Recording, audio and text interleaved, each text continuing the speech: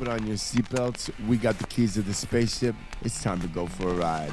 Stay tuned, stay big. It's this new thing for people, and they're sometimes afraid of new things that they don't understand. I'm assuming you enjoy rapping with people like this. I love it. This is exactly why I live life. Welcome to the BAKERCAST. Sometimes I feel like I'm channeling energy, and what I produce are the keys to the spaceship. Aloha, guys. Good to see you out here on the floor, on the streets, doing the grind, getting to witness the function of the whole industry here. Las Vegas Dream Factory, 721 South 1st Street, in the heart of the Arts District, Las Vegas, Nevada. Make sure to check us out, LasVegasDreamFactory.com. Merida Capital Holdings is a private equity firm targeting fundamental growth drivers underpinning the rapid development of the cannabis industry. Our investment emphasis focuses on cultivation technologies, products, and services associated with the evolution of cannabis as an agricultural product, a natural healing-based medicine, and constitute for pharmaceutical formulations and a recreational consumer product. Merida Capital Holdings seeks to invest in companies that successfully transition from startup to revenue-generating growth companies. We work to accelerate proven operating models, supercharge the growth of their commercial pipeline by identifying essential providers. With strong management teams, we can anticipate where enterprise-level or large industrial providers in non-related cannabis fields will look to find growth. How? In their core businesses through acquisition or investment. This is the BAKERCAST, the official Jerome Baker podcast on JeromeBaker.shop. BAKERCAST live in Las Vegas with Jerome Baker. The man himself, Jason Harris. Right on, man. Thanks for coming and visiting the studio. Stoked to have you guys in here. Yeah, thanks for having us out. Right on. So blessed to be a part of this whole energy. The place that we're in, we call it Las Vegas Dream Factory. Yes. So it's kind of like a neutral zone where anybody can come do projects or have fun or create artwork or whatever happens, and be able to have a space to do that, free of advertising anything else if you don't want to. So Sure. so I use it to make my pieces here. We show off the pieces in the galleries. And super cool to have people over. It's by appointment only, so I don't keep it open to the public, and Sure. just how it is. Yeah. Fun stuff. Yeah, right as you walk in the building, it just screams like, this is Jerome Baker. Your brand is like, Cool. it's colorful, it's vibrant, and it's something that's, I think it's comfortable to the rest of the community. Sure. So we've been getting a lot of good positive feedback. We want to do something called the BAKERCAST with Jerome Baker, and people are really stoked on this idea. I love it. Let's go way back. How did you first meet Bob Snodgrass and basically get involved with the school of Snodgrass, we like to call it? Sure. When I was a kid, and there was I'll kind of go back even further than before I met Bob Snodgrass. Sure. Okay, what's going on with the glass pipes in general and how we get to Bob Snodgrass is, in the 90s, there was some good weed that had started to come over here from Amsterdam, from the coffee shops. The Northern Lights 5, the Haze, different legitimate strains that were tasting good, smelling good. It was different than the Mexican or Colombian that we were all used to in college. Right. I'm in my late 40s right now. And so when the kind bud came in, we looked for good ways to smoke it so we could taste it. So we were buying crack pipes. Okay. And you pack the weed in there and smoke it, and it would just taste so good. So the glass was the way to go. At the same time, there was a company called Graphics out. They had a vinyl, plastic bong with a soup can and a felt wrapped around it. And that was the way to kind of smoke a snappy bong hit. All right. And so all these different pieces of the puzzle came together when Bob Snodgrass invented the fumed glass technique. Right. And so what he did was he makes the pipe appear to change color the more you use it. As you smoke out of it, more and more different things become apparent. And so with all that, this perfect storm was the epicenter for the creation of these cool glass pipes, or the Piper movement, degenerate art, all this. This is what it's about. So when I was a kid, I used that pipe to smoke the weed just because it tasted good, you know. And then as I did Grateful Dead tour, you kind of start hearing the name Snodgrass. Sure. Okay. And you know, I went out to Eugene, Oregon, and I looked in the white pages and looked up SNOD. You know, there's no internet at that point. Right. And went over to his house. I called him up. Hey man, can I come check out your scene? And that's awesome. you know, he's just super cool, man. He had a little trailer at the time, and living with his wife and his kid, and him and his kid were in the back of the trailer blowing glass pipes, and his wife was up there making stew, and they were real Oregon folk. And I came out from the East Coast, and so I was really attracted to that vibe and who he is and what he is as a human. You know, just good people, good folks. Just a good human.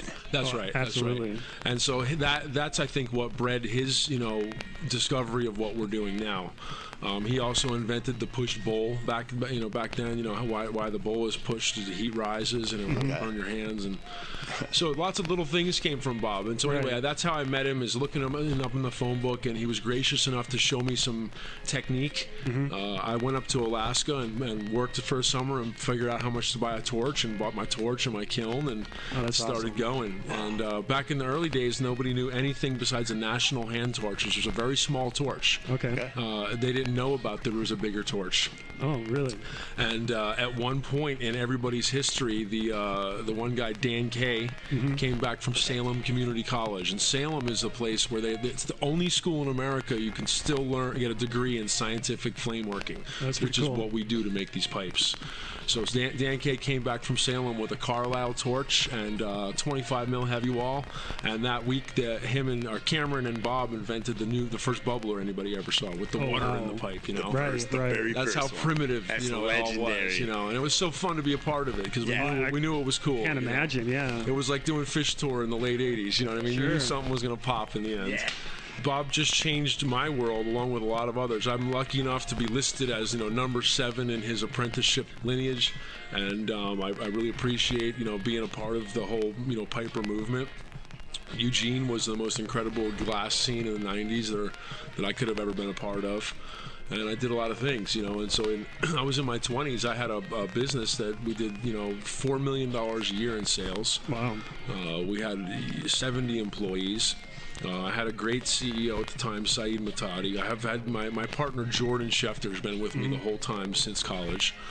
So we have a tight-knit team. Right. And at that point, we were balling. It was like Willy Wonka's Bong Factory. I might have told you that's this awesome. in a different interview. Yeah.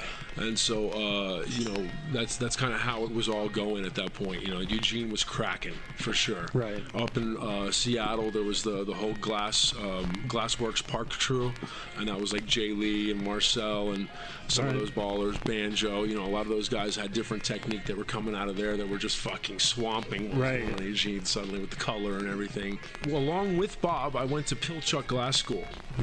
And that was a big factor in my learning experience. My first glass class at Pilchuck was in 1995 with Robert Mickelson.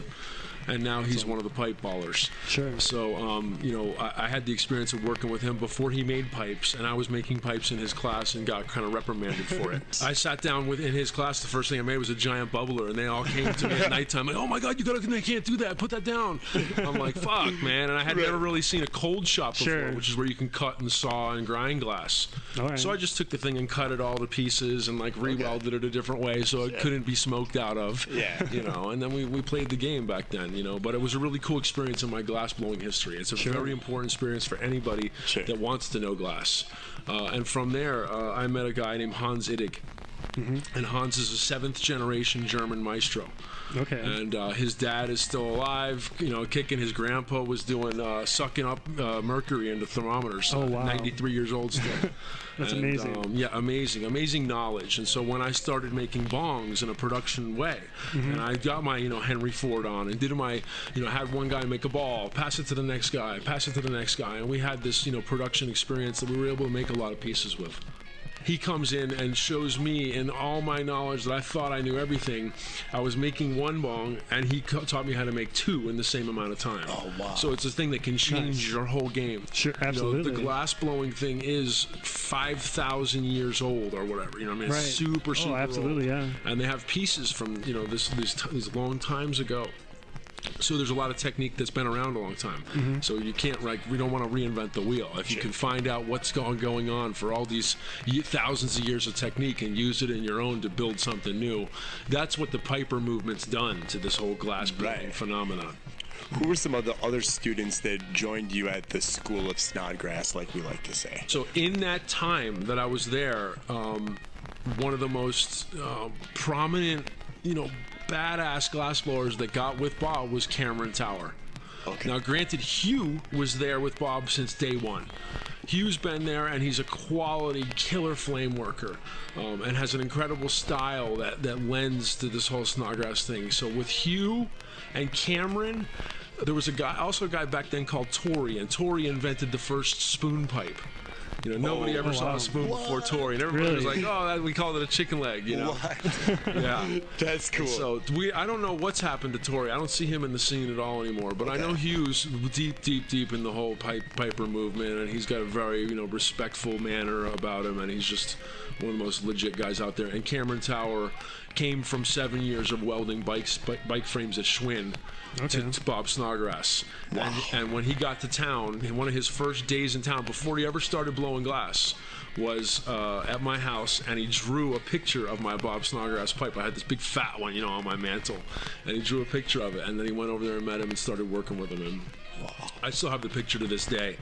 Another guy that started back then is Bob Batcham, and he's invented the inside out. That's when they open up the fucking flare and it's raw inside, and he goes back down, and he put little Jerry pictures in there and that's shit. Really cool. So it's just super cool experience back then in Eugene, and even as it grew, it got funneled for a little while. Like a lot of people would come up there. I lived way out in the woods, bro, and I would have people show up from fucking Pennsylvania in a van that had heard about me and wants to learn how to make a pipe. Oh, wow. Wow. And many of them, I would just kind of say, hey man, I'm not worthy of training guys right now. Yeah. I'm still learning, and I'm making my production, and I don't want to, have the burden in the long run of teaching you something wrong. Sure. And so I would send them all to Bob.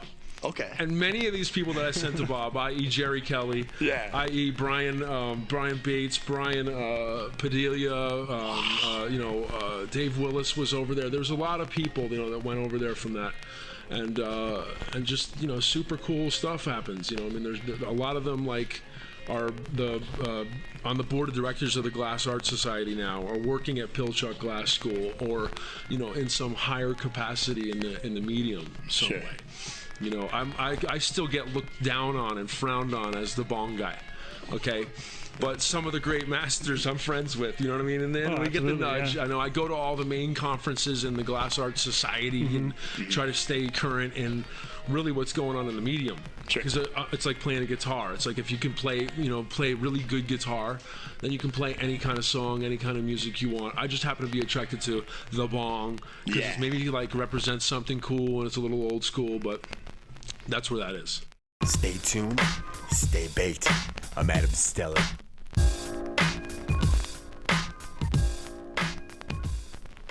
You just heard Jason Harris, the man behind JBD, live at the Dream Factory. For all of our podcasters, all of our BAKERCasters, this is a clip from Champs Trade Show, Las Vegas 2019 with Jordan Schefter and Jason Harris. Aloha, guys. Good to see you out here on the floor, on the streets, doing the grind.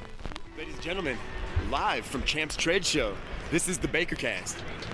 The debut of the BAKERCast. We're here with Jordan, Jerome Baker Glass. Yes, sir. Thank you. Yeah, so we're just feeling good. We're just feeling out the event, just trying to gather as much content for the Jerome Baker Company and present it as so with the BAKERCast. Love it. Thanks for having us. Thanks for coming down. Yeah, absolutely. So go ahead and tell us a little bit about, how you helped form this historic, legendary company, Jerome Baker Glass. Me and Jason were roommates, and we remember the first color-changing pipe that we saw for Bob, and then upon moving out to Oregon because of the good weed, we met Bob, learned how to blow glass, and started making color-changing tubes. And at that time, there was probably maybe one other company Jock Creations with Chris. He was making tubes, and we were making tubes, and Bob was doing his color changing pipes. And so it was a fun time to get started. Yeah. So you got to see the original school of Snodgrass, we like to call it, with the white lab coats, right? And Jason was the 7th apprentice, and so number 7. That's cool. And so we were very fortunate to be at that time in Eugene. Okay. And from my understanding, talking to Jason, Oregon is where they had the best weed. And so I moved out. We had a friend of ours. We were in Massachusetts, and she came to our room with this killer weed. And we looked at each other and said, let's move to Oregon. They have good weed. Go back to a little bit about, the school of Snodgrass, how that evolved from that time to how you guys basically evolved into the company of what we're seeing right now at this Champs Trade Show. Well, it was all about the color changing glass, and Bob wasn't really doing bongs, he was doing the pipes, and so it was fun at that time, but Bob, God only knows where we'd all be without Mr. Snodgrass. So, I saw him this morning, gave him a big hug, and always thank him for what he did for all of us. Yeah. And remind them that, we were back in the day. Sure. So we're almost 30 years old already. Okay. And so we saw the whole industry rise and then change. Okay. And so it's been fun, and along with all the dabbing and all the new age technology. Yes. It brought this whole industry into a whole wave that we're still riding. Sure. And so it's a lot of fun. I was always proud of Jerome, from where we started, where we are, who we are, that everybody knows us and what's going on. It's very gratifying coming from nothing. Yeah. And now all of a sudden, we're recognizable. Yeah. And when you see that logo and those colors, like they pop. People know. It's my baby. People know that branding. It's my baby. And so we wanted to present the BAKERCAST, full force. Awesome. Adam, thank you very much for what you do. Thank you so much. JeromeBaker.shop. And we are live here at the first ever annual Las Vegas Cannabis Award Show here at the Hard Rock Cafe in beautiful Las Vegas, Nevada, down here on the Strip. We are with a very busy man, a man receiving many accolades tonight. The man behind the BAKERCAST and Jerome Baker Designs himself, Jason Harris. How are you doing tonight? Aloha. We're doing great out here. Super fun to be on the Strip. What a cool venue to have a cannabis ceremony in, and super blessed to be able to have people that can herd cats all together like this. No, absolutely. It's definitely a very magical night. So many wonderful people are here, and you yourself are receiving a Lifetime Achievement Award tonight. How does that feel? It's a complete honor to be able to be, in front of my peers and, get an award for just being persistent. You know what I mean? And like that's my voice and what I have to tell people. This is the debut episode of the BAKERCAST. We thought the very first episode would be fitting to give you the history from the founders of JBD. Sometimes I feel like I'm channeling energy, and what I produce are the keys to the spaceship. Make sure to check out the new Jerome Baker Cannabis. ErrlHillExtracts.com. Small batch, artisan crafted, live resin from Humboldt County, California. That's right, ErrlHillExtracts.com. Now offering white label sauce, shatter, and or fresh frozen for brands, retailers, and wholesale. You are listening to the BAKERCAST. Stay tuned, stay baked. JeromeBaker.shop. Aloha. That's right, you know this journey began in 1991. Sometimes I feel like I'm channeling energy, and what I produce are the keys to the spaceship. Sometimes I feel like I'm channeling energy, and what I produce are the keys to the spaceship. Make sure to check out Aquadelics.com. That's right, Jammin on Maui. So now a little bit about tie-dye. So when looking at nature or art, it is fun to project our inspirations of different aspects of the way we choose to live our lives, especially by the clothing options we choose to wear. Now, based on our emotions and moods of our being, representing the way of ourselves and the nature of the earth connected through vibrant colors, of our ancient people, as they did before us. So each one of these suits that has been tie-dye has been originally created by a design from a tie-dye artist. Now, once the sacred fabric art has been set for 24 hours and washed out 3 times, its picture is taken with the highest resolution camera in the studio. Now, the dye sub-process of heat transferring into synthetic, water-resistant fabric then begins. Tattooing the white fabric, the colors come to life, leaving us with an enjoyable piece of freedom to express ourselves through living color. Now, that was a little bit more about the dye and sub-printing process at aquadelics.com. That's right, Jammin on Maui. This is the BAKERCAST, the official Jerome Baker podcast. Thanks for listening. Stay tuned, stay baked. This is the BakerCast, the official Jerome Baker podcast on JeromeBaker.com, live at Champs Trade Show. Here with Stoner Rob, here with Jason Harris and Jerome Baker. How you doing? Right on. Super stoked to be out here with Stoner Rob and the crew. Awesome Champs Trade Show going on. High energy out here. We're smoking tough. Yeah, that's right. I just caught you over at the Deb and Granny booth over there. What's up, Stoner Rob? How you doing? I'm doing good, man, dude. It's like an honor to be right here. What kind of glass show is it if you don't have Jason in the building? Jerome Baker himself, like the inventor of actually smoking some heady pieces, in my opinion. You know what I mean? And so 21 years ago, you guys actually threw Champs Trade Show in hotels, you know. So tell us a little bit about that wonderful energy before all this. What a trip. God, before Champs, there was the ASD show we used to set up over there at the Alexis Park, and everybody kept their hotel room doors open, and it was a full throttle rager. And as the thing got more and more larger, then Champs Trade Show started, and we were at the first Champs. We had 8 booths at the first Champs. There was like, I think, 32 booths total. Yeah. And rock and roll. Here we are today, 1,000 deep and going strong. You guys actually created the world's largest hookah. That actually, we can hold an ounce of concentrate on the top of that. So I think it'd be cool we get Stoner Rob down there. We need some real-time experienced fucking smokers on this hookah. And this is my week right now. I'm going to get all the bugs out of it and make sure it works perfectly. And then we're going to have a secret sesh probably at my house. And we're going to get this thing rocking and rolling. Yeah.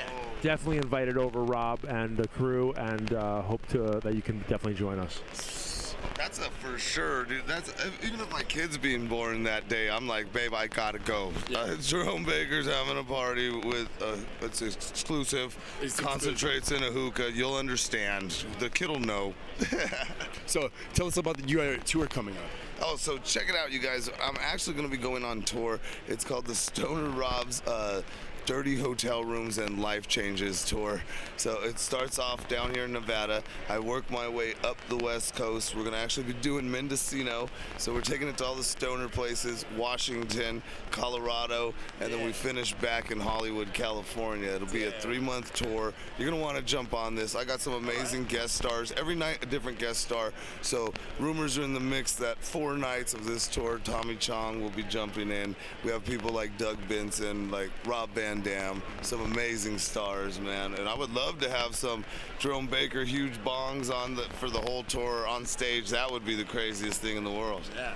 And so one last thing. So we're dropping the JBD CBD line. Go to the booth 7040. Also, JBD Cannabis dropping in California and Nevada. We need your help pushing that. You know what I mean? What do you think about JBD Cannabis? Oh, dude, JBD Cannabis, that's got to be a hitter. If Jerome Baker's name's on it, for sure it's going to be dank. JBD, it's got to stand for Jerome Baker Dank now. If it's on the cannabis line, the JBD, man, make sure you get that Jerome Baker Dank. I'm going to go try it out right now. I don't even know why we're still talking. No, exactly. Any last shout-outs, Jason? Right on, bro. Shout out to BakerCast, and definitely big shout out to Stoner Rob and all the movement that's happened this past couple of years, pushing the cannabis and respecting the plant. All right, aloha. Ladies and gentlemen, this is the BakerCast, the official Jerome Baker podcast on JeromeBaker.com. This is the official Jerome Baker podcast. I'm Adam Stella. Stay tuned, stay baked. Here are past podcast content at JeromeBaker.shop. Did you try the new Jerome Baker Cannabis yet? This is the BakerCast. I'm Adam Steller. Thanks for listening. Stay tuned. Stay baked. Make sure to check us out. JeromeBaker.shop. and try the new Jerome Baker Cannabis. Aloha. I'm Adam Stellar. Stay tuned, stay baked. Check out our past podcast content on JeromeBaker.shop and try the new Jerome Baker Cannabis today.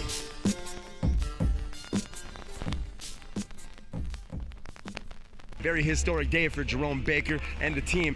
On that NUWU Cannabis Marketplace, you can scoop the JBD Cannabis line. I'm here with Jason Harris himself. How you doing? I'm good, bro. We're out here on the NUWU Cannabis Marketplace, one of the largest cannabis dispensaries in the world. A 24-hour drive-through window up here. It's great. And we're super stoked to be launching our new cannabis today. We have 30 limited edition handmade jars inside with the Inferno OG filled inside, and super stoked. Super fire weed, all indoor chronic, high THC content, and super flavorful. And yeah, come on down. We're here live in Las Vegas on 420. We'll be here all day, and there's only 30 jars, all limited run, and right here, first time ever. We're so blessed and grateful to catch up with Jason Harris, the OG of the modern functional glass art movement, also known as Jerome Baker Glass. How you doing, man? I'm pretty good, bro. Hanging out here in Maui, Hawaii. Beautiful, beautiful. Well, we're set up here at the Yellow Submarine. Could you tell some of our listeners how you got into glass art and how you got involved with the father of glass, Bob Snodgrass? Yeah, you know, I was an art major in college, and you know, really interested in process-oriented arts. Sure. At the same time, I was on Grateful Dead tour, and there was some like Kind Bud was happening then. It was like the early 90s. You know, you just started smoking Northern Lights and some of the some of the strains that got introduced into America that was going in Holland, and you know, we needed something good to smoke out of. People were buying crack pipes, and you know, you pack a crack pipe with some kind weed, it tasted really good, and that was like the best flavor you can get. So, you know, I was out on Grateful Dead tour. There was, you know, a dude out there selling glass pipes, and we had gotten one. And when we smoked out of it, it made all the sense in the world. And then the magic of it was it appeared to change color the more you used it. Right, absolutely. So it was really cool. And we heard about this dude, Bob Snodgrass, in Eugene, Oregon. And so right about that time, I was to Oregon to go to college at the University of Oregon, and looked up Bob Snodgrass in the white pages, GRASS, and you know, called him up and said, hey, can I come over to the house? And wow. Went over and got treated like family from day one. You know, it was like the old man in his overalls and chewing on the hay grass. And Merida was in the kitchen cooking rabbit stew. She killed her own rabbits and cooked stew. That's awesome. And it was really cool, man. It was Oregon style. It was a real good introduction into Oregon, and meeting this, you know, wizard in the flesh. And it was before the big, you know, explosion of pipe makers. So, you know, it was me. I was hanging out in the living room watching TV with Hugh from Hugh Glass, and wow, there was only a couple of other people in the room at that point, you know, and I decided then that I wanted to learn glass blowing. So I went up to Alaska and worked for a summer and got enough money to buy myself a torch, and came back down and got to be, you know, part of the whole Snodgrass, you know, evolution. And it was like kind of like being in Paris at the time, you know, with Manet, Monet, Picasso, Matisse. You know, you're around a lot of similar, like-minded people, you know, doing an artwork that we knew was real special. You know, it was nice the sharing of ideas and the building out of the whole program. I mean, when we were kids, we only knew about a national hand torch. There was no internet around to tell you what's going on. Absolutely. And when we finally figured out there was a big torch to use, it was a day later that Bob and Cameron and Dan Kay invented the bubbler. That was the first time we saw the water go through the thing, you know? Right. Stay tuned, stay baked for the interview with Josh Young. That's right, Lions Pride Genetics, Earth Green, Cali Farms, Humboldt County, California. That's right, the cultivators of the new Jerome Baker Cannabis. This is the BAKERCAST. I'm Adam Stellar. Stay tuned, stay baked. Make sure to hear our past content on JeromeBaker.shop and try the new Jerome Baker Cannabis today. Merida Capital Holdings is a private equity firm targeting fundamental growth drivers underpinning the rapid development of the cannabis industry. Our investment emphasis focuses on cultivation technologies, products, and services associated with the evolution of cannabis, as an agricultural product, a natural healing-based medicine, and constitute for pharmaceutical formulations and a recreational consumer product. Merida Capital Holdings seeks to invest in companies that successfully transition from startup to revenue-generating growth companies. We work to accelerate proven operating models, supercharge the growth of their commercial pipeline by identifying essential providers. With strong management teams, we can anticipate where enterprise-level or large industrial providers in non-related cannabis fields will look to find growth. How? In their core businesses through acquisition or investment. This is the BakerCast, the official Jerome Baker podcast on jeromebaker.shop.